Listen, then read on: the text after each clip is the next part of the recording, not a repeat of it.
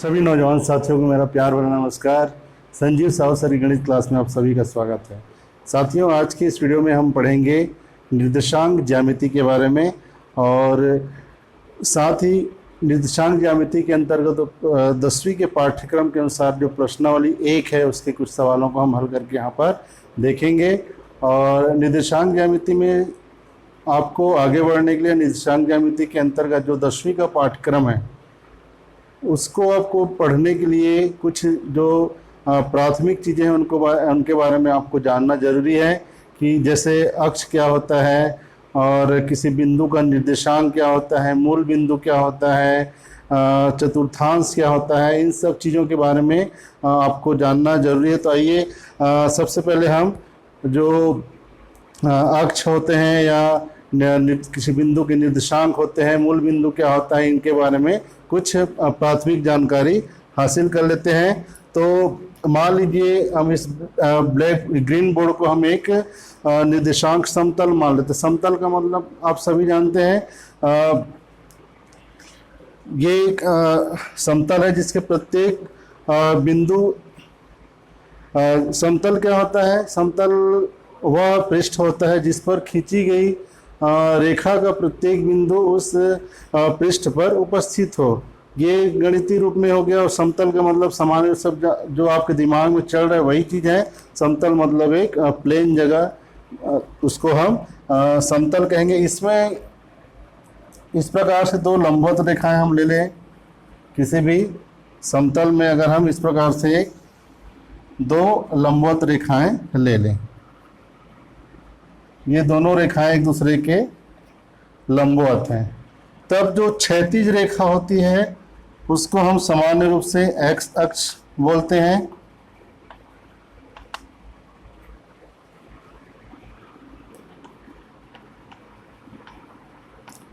और जो ऊर्ध्वाधर या लंबवत रेखा होती है ऊपर से नीचे की ओर या नीचे से ऊपर की ओर, इसको हम बोलते हैं वाय अक्ष।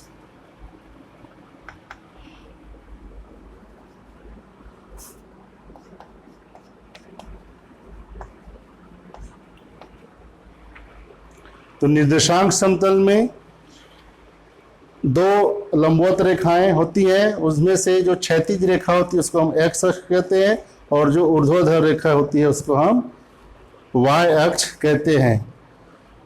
दोनों का जो कटान बिंदु जहां पर दोनों अक्ष जो है एक दूसरे को मिलते हैं उसको हम कहते हैं मूल बिंदु।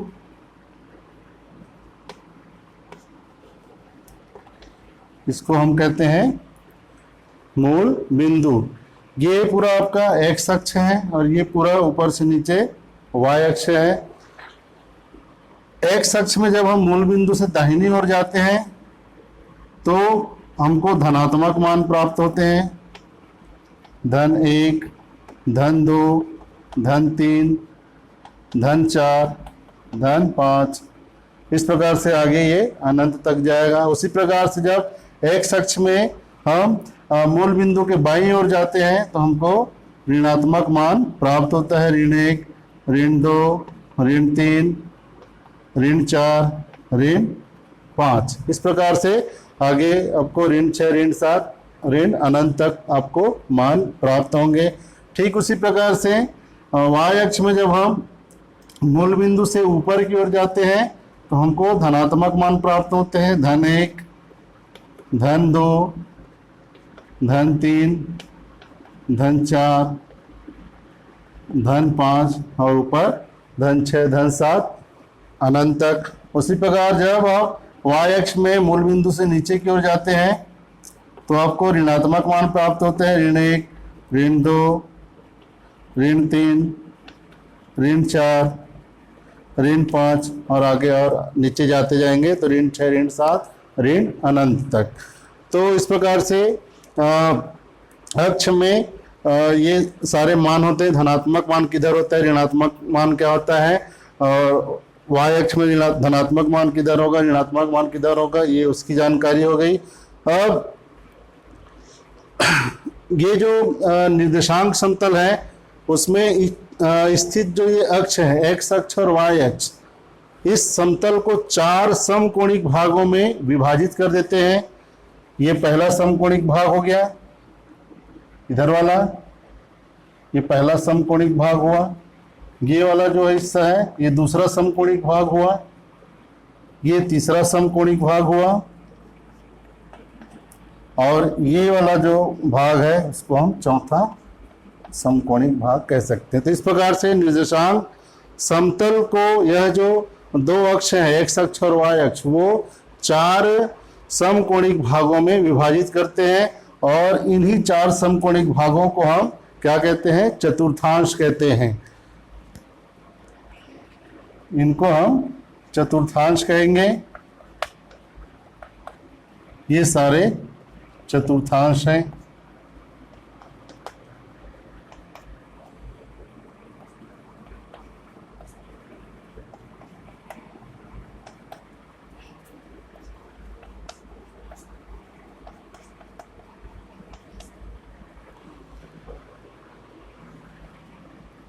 इधर वाले जो चतुर्थांश है इसको हम प्रथम चतुर्थांश कहते हैं। यहां से शुरू होता है चतुर्थांश। इस समकोणिक भाग को प्रथम चतुर्थांश कहा जाता है। इस समकोणिक भाग को द्वितीय चतुर्थांश कहा जाता है। इसको हम तृतीय चतुर्थांश कहते हैं, और इधर वाले को चतुर्थ चतुर्थांश कहते हैं। तो इस प्रकार से ये 4 चतुर्थांश हो गए, प्रथम चतुर्थांश, द्वितीय चतुर्थांश, तृतीय चतुर्थांश और चतुर्थ चतुर्थांश। अब कौन से चतुर्थांश में कौन सा चिन्ह होता है, चिन्ह के बारे में आपको जानकारी लेना है।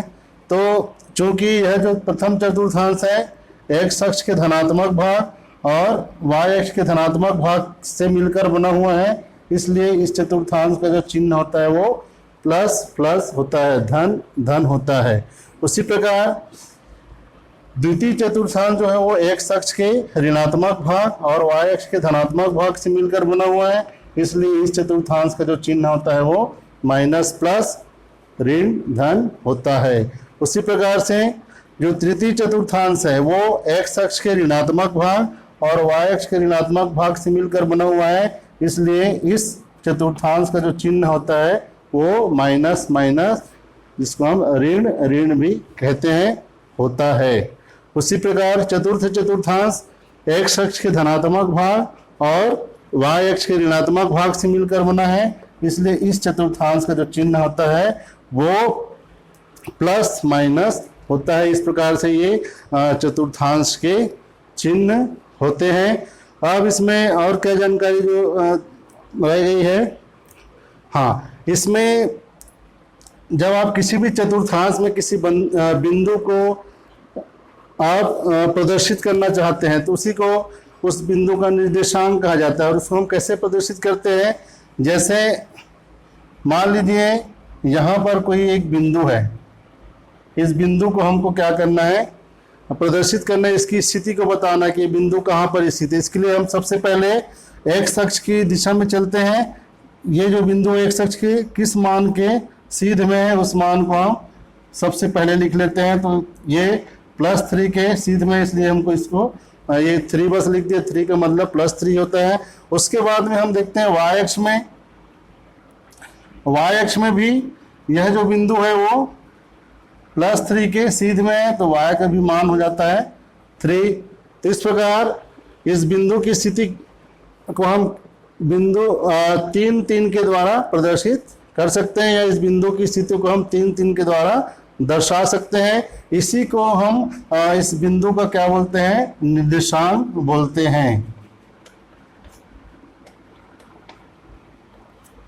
मान लीजिए बिंदु है ए, अब क्या बोलेंगे हम, ए बिंदु का निर्देशांक क्या है बोलेंगे, तो ए बिंदु का निर्देशांक क्या है, 3 है, जिसमें से पहला वाला 3 किसका मान है, एक्स अक्ष का मान है, और दूसरा वाला जो 3 है वो वाई अक्ष का मान है। इसको हम सामान्य रूप से प्रदर्शित करना चाहें तो एक्स वाई के रूप में हम प्रदर्शित करते हैं। इसकी सहायता से आप किसी भी बिंदु के निर्देशांक को आप प्रदर्शित कर सकते हैं।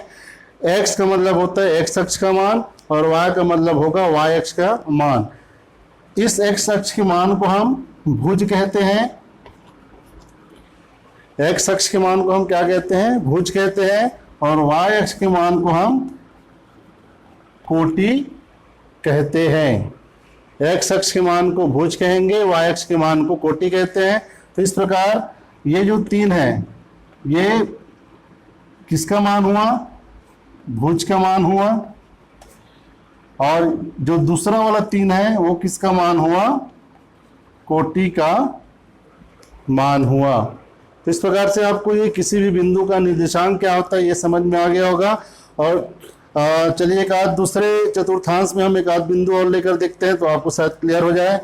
चलिए यहाँ पर एक बिंदु हम लेकर देखते हैं। तो सबसे पहले हमको किसका मान लेना होता है? भुज का मान। भुज का मतलब होता है x अक्ष का मान। तो x अक्ष में हम चलते हैं तो ये है -4। ये x अक्ष में x अक्ष का मान कितना हो गया इस बिंदु के लिए? -4। और y अक्ष के लिए देखते हैं तो कितना है इसका मान? यहाँ इसकी सीध में देखते हैं तो 2 है, +2 है, तो इसको हम +2 या केवल 2 बस लिख सकते हैं। तो इस प्रकार से इस बिंदु को हम मान लेते हैं बिंदु B है। तो बिंदु B का निर्देशांक क्या हो गया? -4 + 2। बिंदु B का निर्देशांक क्या हो जाएगा? -4 + 2, जिसमें -4 किसका मान है? भुज का मान है, और +2 किसका मान है? कोटि का मान है। तो इस प्रकार से इतने उदाहरण से आपको समझ में आ गया होगा किसी बिंदु के निर्देशांक को हम किस प्रकार से प्रदर्शित करते हैं। इस चतुर्थांश में आप कोई भी बिंदु लेंगे तो उसका मान क्या आएगा? माइनस आएगा। भुज का मान में भी ऋणात्मक चिन्ह रहेगा और कोटि के मान में भी ऋणात्मक चिन्ह रहेगा। ठीक उसी प्रकार से जब इस चतुर्थांश में आप कोई बिंदु लेंगे तो भुज का मान धनात्मक होगा और कोटि का मान ऋणात्मक होगा। इस प्रकार से हम इस जानकारी के आधार पर किसी भी बिंदु के निर्देशांक को देखकर हम बता सकते हैं, चिन्ह को देखकर बता सकते हैं कि वह जो बिंदु है किस चतुर्थांश में स्थित होगा। अब अक्ष के बारे में एक चीज अभी आपको और बता देता हूं। मूल बिंदु के दाहिनी ओर जब हम जाते हैं x अक्ष में, ये पूरा x अक्ष है। मूल बिंदु के बाईं ओर भी x अक्ष है और मूल बिंदु के दाहिनी ओर भी x अक्ष है। लेकिन मूल बिंदु के दाहिनी ओर x अक्ष में जो मान होते हैं वो धनात्मक होते हैं, इसलिए इसको हम धनात्मक x अक्ष भी कह सकते हैं। कभी कभी हमको धनात्मक और ऋणात्मक x अक्ष के रूप में भी प्रदर्शित करना होता है।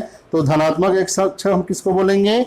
मूल बिंदु के दाईं ओर जो x अक्ष है उसको हम धनात्मक x अक्ष बोलेंगे। मूल बिंदु के बाईं ओर जो x अक्ष है उसको हम ऋणात्मक x अक्ष बोलेंगे। ये आपका ऋणात्मक x अक्ष है और इधर आपका धनात्मक x अक्ष। ठीक उसी प्रकार से y अक्ष में भी मूल बिंदु के ऊपर की ओर जिधर धनात्मक मान प्राप्त होते हैं उसको हम y अक्ष का धनात्मक y अक्ष कहेंगे, और मूल बिंदु के नीचे की ओर जिधर हमको y अक्ष के ऋणात्मक मान प्राप्त होते हैं उसको हम ऋणात्मक y अक्ष कहते हैं। इसके बाद इसमें एक और जानकारी है, मूल बिंदु का निर्देशांक कितना होगा? तो ये वाला जो बिंदु होता है 0 होता है, x अक्ष के लिए भी 0 है और y अक्ष के लिए भी 0 है, इसलिए मूल बिंदु का निर्देशांक क्या होता है? 0 0 होता है, 0 0। ये आपको ध्यान रखना है, मूल बिंदु का निर्देशांक क्या होता है? 0 0 होता है। अब इसमें एक और जानकारी आपको याद रखना है कि x अक्ष में कोटि का मान कितना होता है? x अक्ष में जब आप जाओगे तो x का मान तो आपको जितनी दूर तक आप जाओगे उसके हिसाब से x का मान होगा, लेकिन y का मान कितना होगा? तो x अक्ष में चाहे आप दाहिनी ओर जाएं चाहे बाईं ओर जाएं, दाहिनी ओर का मतलब चाहे धनात्मक ओर जाएं और बाईं ओर का मतलब ऋणात्मक ओर जाएं, y का मान हमेशा आपको 0 ही प्राप्त होगा। मतलब x अक्ष के प्रत्येक बिंदु पर कोटि का मान हमेशा 0 होगा, मतलब y का मान हमेशा 0 होगा। मान लीजिए हम इस बिंदु का निर्देशांक जानना चाहते हैं जो कि धनात्मक x अक्ष में कितनी दूरी पर है? +5 दूरी पर है।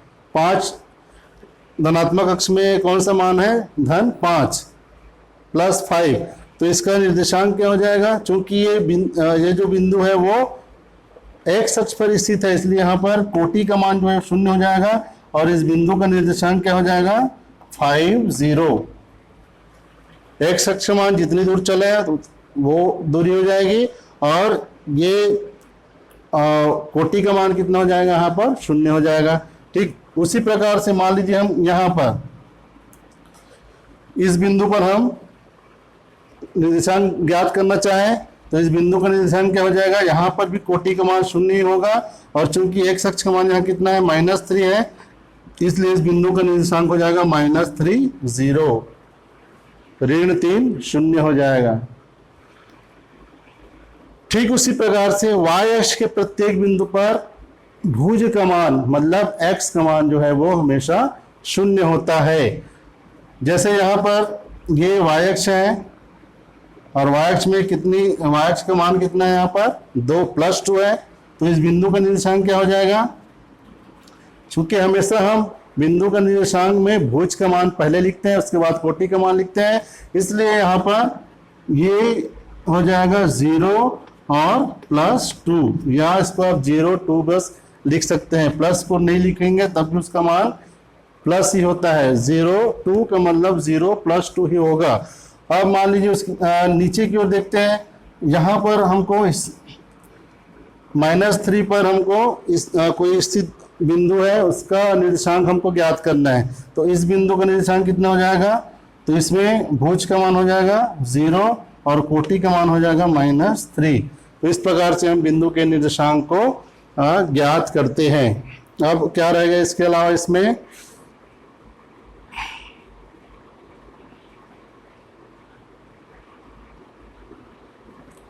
ठीक है, ये जितनी भी जानकारी आपको मैं बताया हूँ उस जानकारी के आधार पर आप प्रश्नावली 1 के सारे प्रश्नों को बना सकते हैं। प्रश्नावली 2 जो है वो 2 बिंदुओं के बीच की दूरी क्या होती है, बीच की दूरी हम कैसे ज्ञात करते हैं उस पर आधारित है। उसके बारे में मैं आपको इसके अगले वाले वीडियो में बताऊंगा। अभी हमको प्रश्नावली 1 जो है वो हल करना है और प्रश्नावली 1 को हल करने के लिए जितनी जानकारी है उसको आपको याद रखना बहुत ज़रूरी है। और इसमें आप एक चीज़ और देख सकते हैं कि जैसे यहाँ पर है बिंदु 0 2 और यहाँ पर है बिंदु -3 0, तो इस दोनों बिंदुओं को देखकर भी आपको ये समझ में आ जाएगा कि वह जो बिंदु है वो किस अक्ष पर स्थित है। यदि भुज का मान 0 है इसका मतलब वह जो बिंदु है वो कहाँ स्थित है, y अक्ष पर स्थित है, और यदि कोटि का मान 0 है तो इसका मतलब यह है कि वह जो बिंदु है वो x अक्ष पर स्थित है। तो चलिए इन जानकारियों के आधार पर हम प्रश्नावली 1 निर्देशांक ज्यामिति के अंतर्गत प्रश्नावली 1 के प्रश्नों को हल कर देखते हैं। तो प्रश्न क्रमांक 1 क्या कहता है, नीचे कुछ बिंदुओं के निर्देशांक दिए गए हैं, उन्हें निर्देशांक समतल पर प्रदर्शित कर बताइए कि बिंदु किस चतुर्थांश में है। ये कुछ बिंदु दिए गए हैं 3 4 ऋण 5 6 ऋण 2 ऋण 1 और 2.5 ऋण 7, ये 4 बिंदु दिए गए। इनको सबसे पहले आपको निर्देशांक समतल पर आपको प्रदर्शित करना है और ये बताना है कि वो किस चतुर्थांश में है।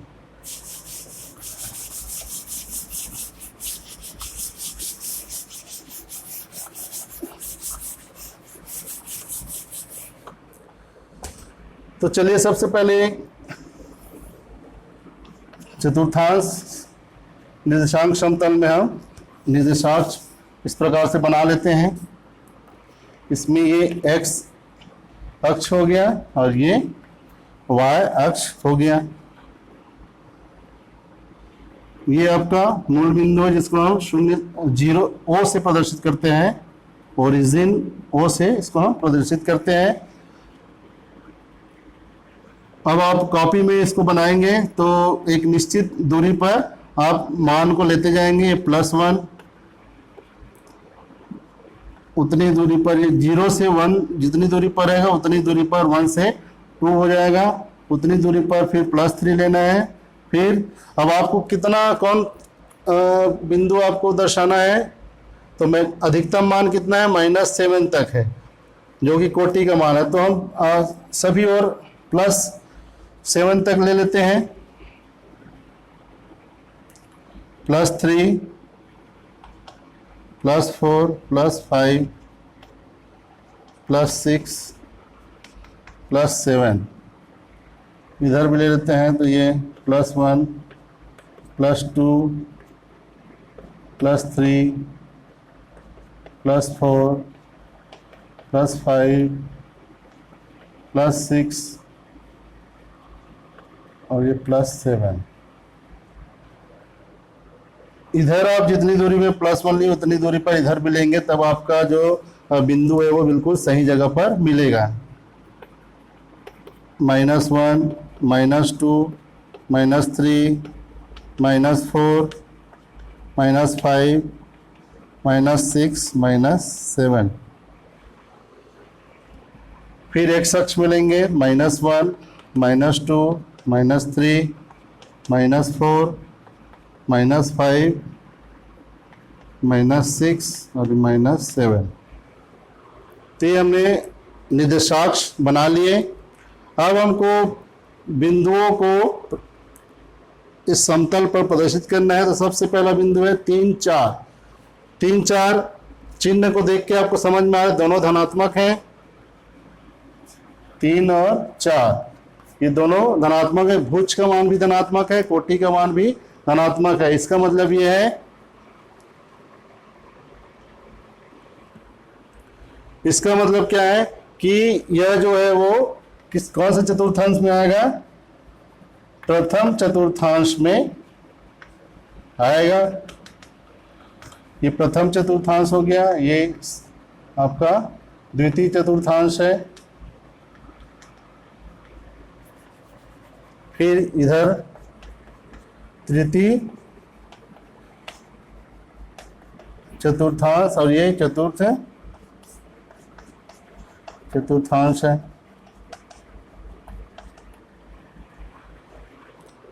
तो 3 4 कहां पर आएगा? 3 4 ये बिंदु आपको लेना है। तो x अक्ष का मान है 3, तो ये हो गया 3। उसके बाद में आपको y अक्ष में 4 लेना है, तो यहां से हम ऊपर की ओर जाएंगे और ये 4 के सीध में जो बिंदु आपको मिलेगा, पहले आपको x अक्ष में आना है 3 इकाई दूरी तक, उसके बाद में 4 इकाई दूरी तक आपको ऊपर की ओर जाना है। तो ये हो जाएगा आपका बिंदु 3 4। और चतुर्थांश क्या हो जाएगा इसका? प्रथम चतुर्थांश। दूसरी बिंदु क्या है? दूसरा बिंदु ऋण 5 6। तो ऋण 5 6 कहां पर आएगा? x अक्ष भुज का मान ऋणात्मक, इसका मतलब ऋणात्मक x अक्ष में आना पड़ेगा हमको। और कोटि का मान कितना है? 6। इसका मतलब कोटि का मान किधर 6 होता है? ऊपर की ओर। इसका मतलब हमको द्वितीय चतुर्थांश में ये बिंदु प्राप्त होगा। तो सबसे पहले x अक्ष में हम ऋण 5 दूरी तक आते हैं, उसके बाद में y अक्ष में कितनी दूरी तक जाएंगे? 6 इकाई दूरी तक जाएंगे। मतलब ये जो 6 है उसके सीध में आपको वो बिंदु प्राप्त होगा। तो यहां कहीं पर ये बिंदु प्राप्त होता है -5 6। और इसका चतुर्थांश क्या हो जाएगा? द्वितीय चतुर्थांश। उसके बाद में तीसरा है -2 -1।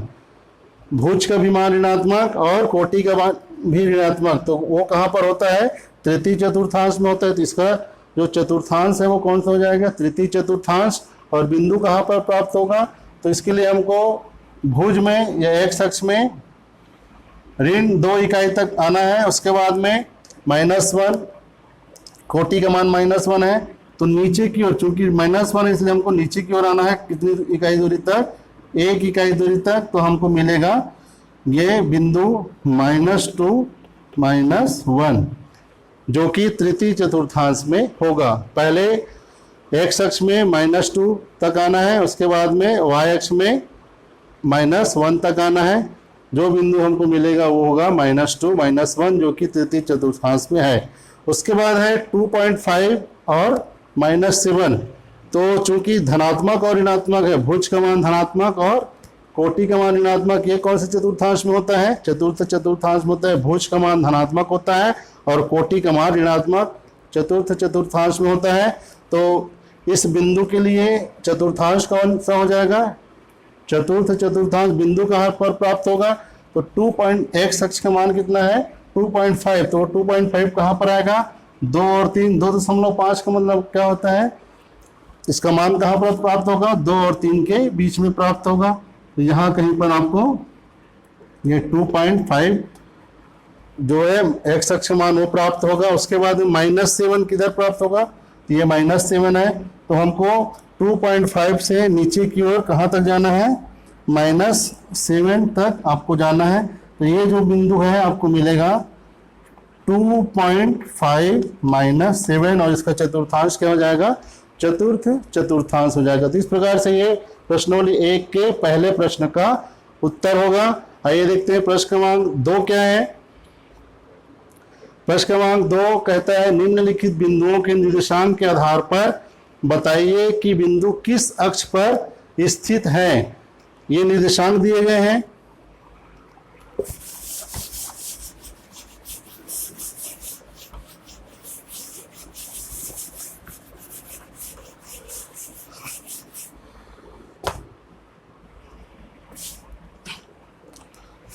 निर्देशांक क्या क्या दिए हुए हैं?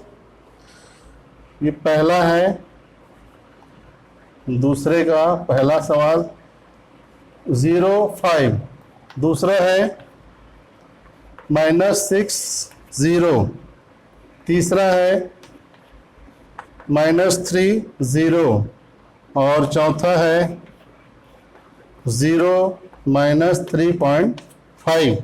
ये 4 बिंदु दिए गए हैं।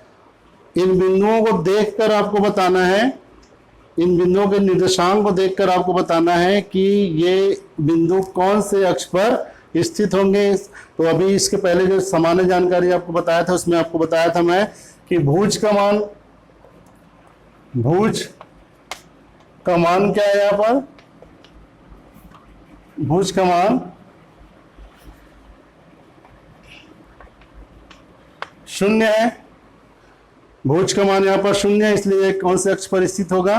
भुज का मान कौन से अक्ष में 0 होता है? y अक्ष में होता है, इसलिए यह बिंदु y अक्ष पर होगा। चूंकि भुज का मान 0 है, इसलिए ये बिंदु y अक्ष पर स्थित होगा। यहां पर हम देखते हैं -60, कोटि का मान 0 है। कोटि का मान 0 कौन से अक्ष में होता है? x अक्ष में होता है, इसलिए -6 कौन से अक्ष पर होगा? ये x अक्ष पर होगा।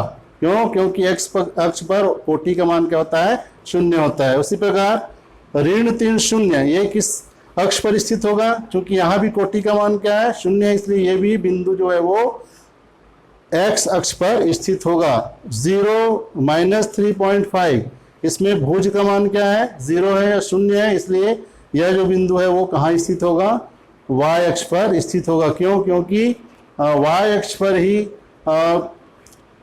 किसी भी निर्देशांक के भुज का मान जो है वो 0 होता है। तो इस प्रकार से हम किसी भी बिंदु के निर्देशांक को देखकर ये बता सकते हैं कि बिंदु कौन से अक्ष पर स्थित होगा। ठीक उसी प्रकार प्रश्न क्रमांक 3 है रिक्त स्थानों की पूर्ति कीजिए। बिंदु P -4 -7 खाली स्थान चतुर्थांश में है। चूंकि दोनों भुज का भी मान ऋणात्मक है और कोटि का मान भी ऋणात्मक है, इसलिए कौन से चतुर्थांश में होगा? ये तृतीय चतुर्थांश में होगा। x अक्ष पर स्थित किसी बिंदु का y निर्देशांक क्या होता है? 0 होता है। अभी आपको बताया हूं मैं। x अक्ष पर स्थित किसी बिंदु का y निर्देशांक या y का मान कितना होता है? कोटि का मान। y निर्देशांक का मतलब कोटि का मान कितना होता है? 0 होता है। उसी प्रकार निर्देशांक समतल पर दोनों अक्ष परस्पर क्या होते हैं? ये निर्देशांक समतल है, इस पर दोनों अक्ष क्या होते हैं? परस्पर लंबवत होते हैं। तो ये दोनों लंबवत होते हैं। y अक्ष पर स्थित किसी बिंदु का x निर्देशांक क्या होता है? y अक्ष पर x निर्देशांक का मतलब भुज का मान क्या होता है? y अक्ष पर 0 होता है, इसलिए इसका भी उत्तर क्या हो जाएगा? 0। मूल बिंदु के निर्देशांक क्या होते हैं? यहाँ पर ये मूल बिंदु होता है, इसमें भुज का भी मान शून्य होता है और कोटि का भी मान भी शून्य होता है, इसलिए इसका निर्देशांक क्या होता है? शून्य शून्य, 0 0 होता है मूल बिंदु का निर्देशांक। अब इस प्रश्नावली में एक प्रश्न और बच गया है, उसको मैं आपको किताब के माध्यम से बता रहा हूं, आप किताब के माध्यम से इसको समझने का प्रयास करेंगे। ये यहां पर देखेंगे इस किताब में,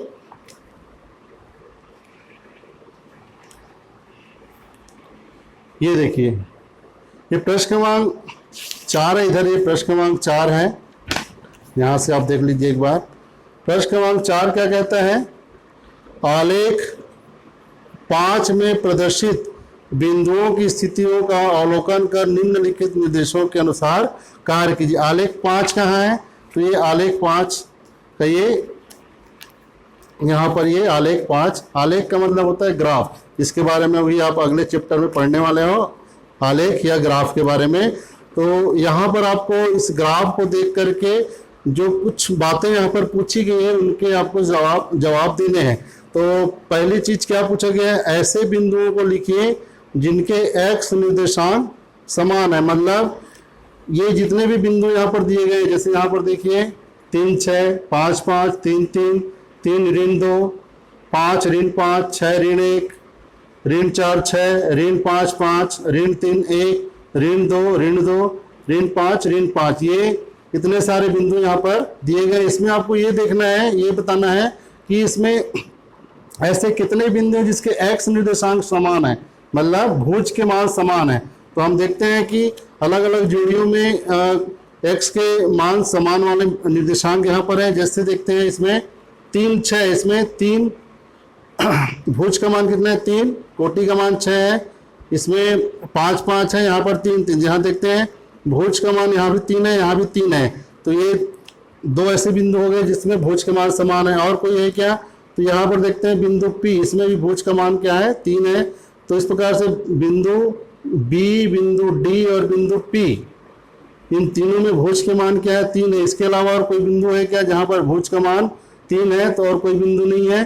तो इस प्रकार से एक जोड़ी हमको क्या मिल गया? बिंदु P, बिंदु D और बिंदु P, ये 3 बिंदु हैं जिसके भुज के मान अर्थात एक्स निर्देशांक क्या है? समान है। और कोई ऐसा बिंदु है? तो यहाँ देखते हैं बिंदु C और बिंदु S, इस दोनों बिंदुओं में देखते हैं तो भुज का मान 5 है, यहाँ भी भुज का मान 5 है। और ऐसा कोई बिंदु है क्या जिसमें भुज का मान 5 हो? ऐसा बिंदु और नहीं है। इसका मतलब C और S, ये भी 2 ऐसे बिंदु हैं जिनके एक्स निर्देशांक समान है। इसके अलावा और कोई बिंदु है क्या? तो इधर देखते हैं तो ऋण 5 5 और यहाँ पर ऋण 5 5, ये 2 बिंदु हमको दिखाई दे रहे हैं। इनमें भी भुज का जो मान है वो समान है, यहाँ भी ऋण 5 है और यहाँ भी ऋण 5। तो इस प्रकार से 3 जोड़ियां हमको मिलती है जिसमें भुज के मान जो है वो आपस में बराबर है। तो पहली जोड़ी क्या हो गई? पहला जो पेयर है वो B, D और P का, इसमें भुज के मान बराबर है जो कि 3 है। उसके बाद C और S दोनों में भुज के मान समान है जो कि 5 है। उसके बाद G और R, इसमें भी भुज के मान क्या है? समान है, यहाँ भी ऋण 5 है और यहाँ भी ये ऋण 5 है, दोनों मान क्या है? समान है। इस प्रकार से 3 पेयर आपको मिलेंगे जिनके एक्स निर्देशांक समान है। उसके बाद देखिए ऐसे बिंदुओं को लिखिए जिनके वाय निर्देशांक समान है। तो आपको कोटि का मान देखना है, वाय निर्देशांक मतलब कोटि। तो यहाँ देखते हैं 6 है, 5 है, 3 है, तीनों अलग अलग है। उसके बाद ऋण 2, ऋण 1 और ऋण 5, ये भी तीनों अलग अलग है। इधर देखते हैं तो यहाँ पर ई में कोटि का मान दिख रहा है 6, जो कि बी के कोटि के बराबर है। तो ई और बी दोनों का एक पेयर बनता है जिसके वाय निर्देशांक समान है। और ऐसा कोई है क्या? तो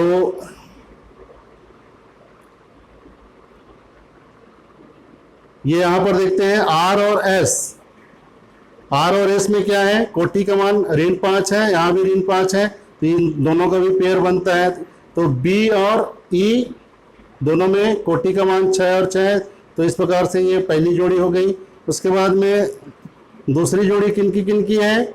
एस और आर की, जिसमें कोटि का मान ऋण 5 है उसी प्रकार हम देखते हैं यहाँ Q और P में भी कोटि का मान जो है आपस में बराबर है, यहाँ भी ऋण 2 है और यहाँ भी ऋण 2 है। तो इस प्रकार यहाँ भी 3 पेयर हमको प्राप्त हो गए जिनमें y निर्देशांक समान है। कौन कौन सा हो गया? तो B और E, P और Q, R और S। तो इस प्रकार से इनमें भी 3 पेयर हैं। अब इसके बाद हमको ये देखना है, और तीसरा प्रश्न इसी अंतर्गत क्या पूछ रहे हैं, ऐसे बिंदुओं को लिखिए जिनके x निर्देशांक और y निर्देशांक समान है। तो ऐसे बिंदु कौन कौन से देख लीजिए। तो पहला बिंदु तो हो गया C, x निर्देशांक y निर्देशांक दोनों समान है। उसके बाद है D, इसमें भी x और y के मान बराबर है, 3 और 3 दोनों जगह। उसके बाद है ऋण 5 बिंदु R, बिंदु Q, ऋण 2। ये 4 बिंदु है जिनमें x निर्देशांक और y निर्देशांक आपस में बराबर है। 4 बिंदु कौन कौन सा? बिंदु C, बिंदु D, बिंदु R और बिंदु Q। तो इस प्रकार से ये 4 बिंदु हैं जिनमें x निर्देशांक और y निर्देशांक आपस में बराबर है। तो उम्मीद है कि आपको इस वीडियो में जो चीज़ें आपको बताई गई है वो समझ में आया होगा, और आगे के प्रश्नावली हल करने के लिए मेरा आगे का वीडियो आप जरूर देखेंगे। Thank you.